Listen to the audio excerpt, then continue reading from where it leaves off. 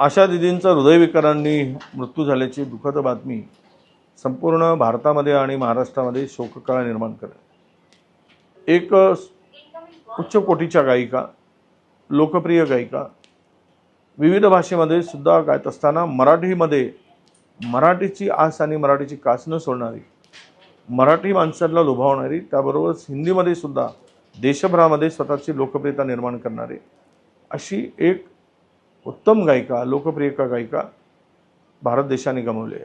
खरं तर महाराष्ट्राच्या मातीतील हिराच आज आपण गमावला असं म्हणायला हरकत नाही।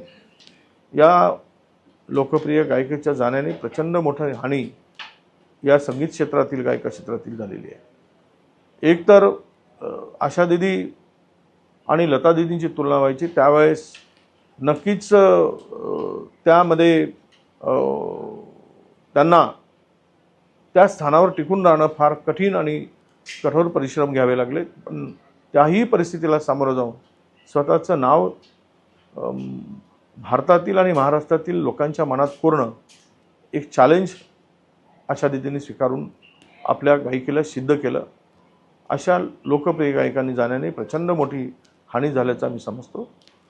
त्यावेळेस रुग्णालयात असताना हजारो लोकांनी प्रार्थना करून त्यांना बरं होण्याची ईश्वराकडे प्रार्थना केली, पण नियतीला ते मान्य नाही। अशा लोकप्रिय गायिकेला आपण मुकलो आहोत, आपण गमावलं आहे। म्हणून मी माझ्या कुटुंबातर्फे, माझ्या पक्षातर्फे, विधिमंडळ काँग्रेस पक्षाचा नेता म्हणून मी त्यांना भावपूर्ण श्रद्धांजली अर्पण करतो आहे।